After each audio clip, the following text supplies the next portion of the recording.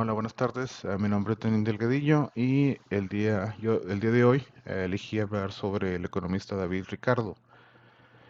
Este personaje, David Ricardo, nace en el año de 1772 en Holanda y después migra a Inglaterra. Sus padres provienen de la zona de la península ibérica, Portugal, Francia, perdón, Portugal, España y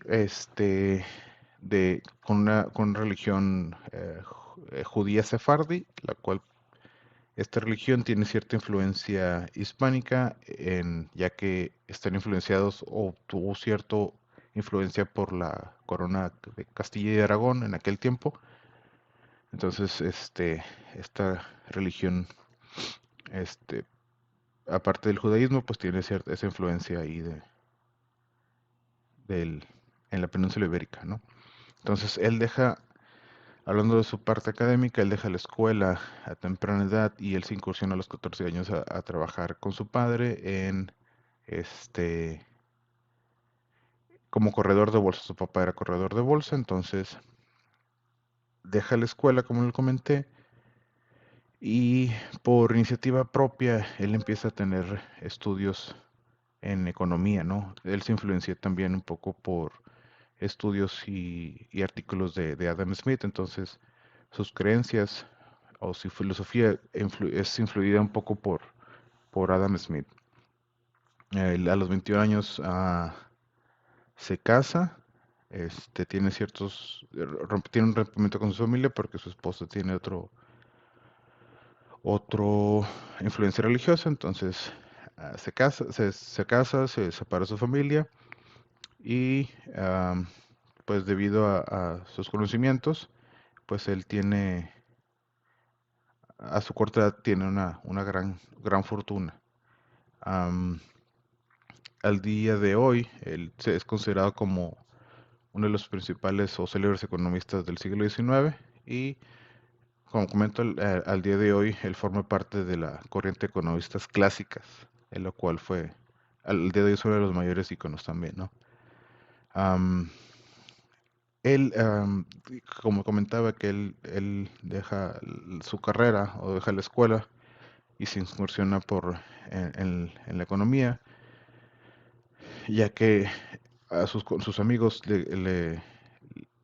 ellos presumían de la inteligencia de los conocimientos de David Ricardo, entonces eso lo influencia a postear todos sus conocimientos por escrito y a raíz de eso pues saca su libro que se llama Principios de Economía Política y Tributación en el año de 1817.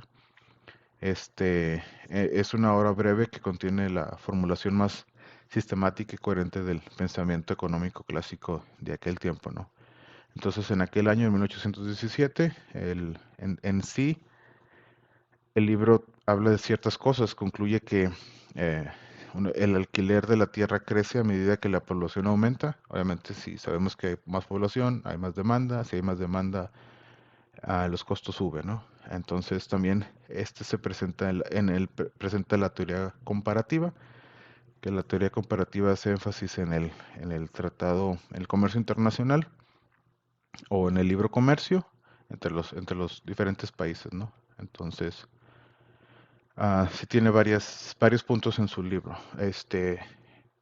Uno de sus también principales aportaciones dentro de este libro, y este libro yo creo que es de su principal aportación al mundo, habla del valor de cambio de la mercancía. Entonces, tanto como les comenté, que David Ricardo tenía cierta influencia por los pensamientos de Adam Smith, él también está a favor de lo que es el valor de un producto al momento de intercambiarse, ¿no? Entonces, dice que el valor de cambio mide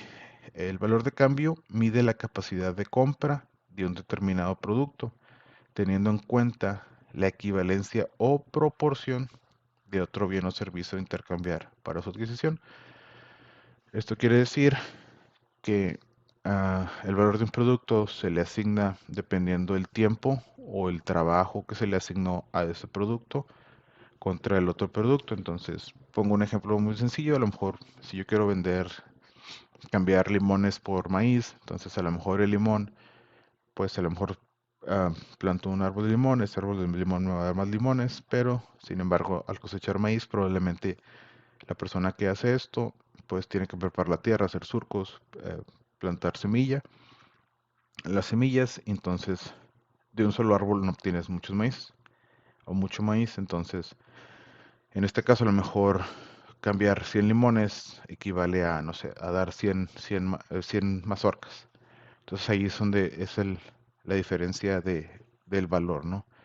Dependiendo de la aplicación del trabajo y el tiempo aplicado para obtener esto, ¿no? También en su libro habla de la teoría de la renta diferencial, que esto quiere decir que el costo de la tierra influencia también por la demanda o el número de población.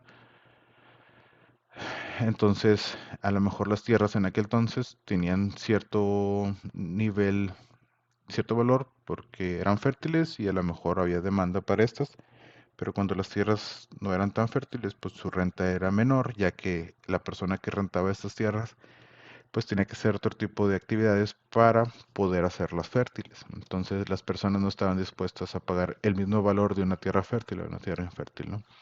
Entonces él en su teoría habla de la teoría de la renta diferencial, habla de esto, de estos factores.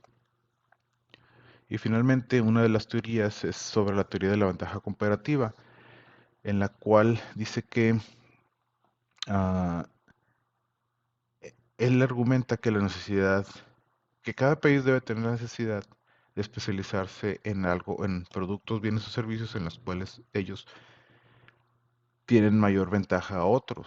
Entonces, pongo a lo mejor el ejemplo de México, que somos exportadores de aguacate porque a lo mejor son tierras fértiles por el clima, etcétera.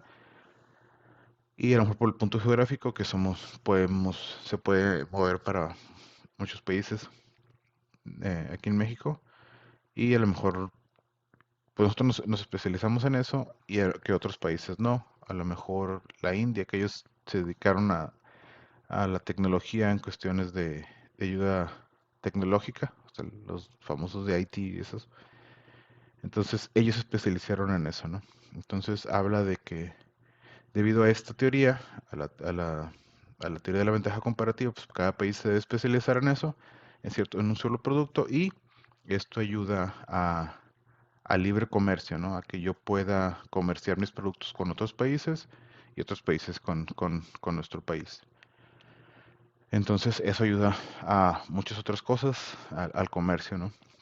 Entonces en definitiva podemos afirmar que pues, David Ricardo fue y hoy en día es uno de los principales economistas clásicos.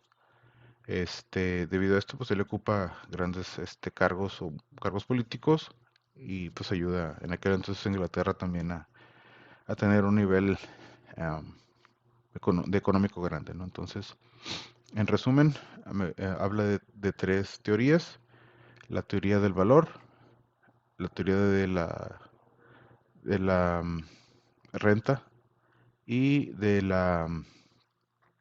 se me olvidó, de la teoría de la ventaja comparativa que influye o hace énfasis en el libre comercio, ¿no? Entonces, ese es mi aporte hablando de Ricardo David. Gracias.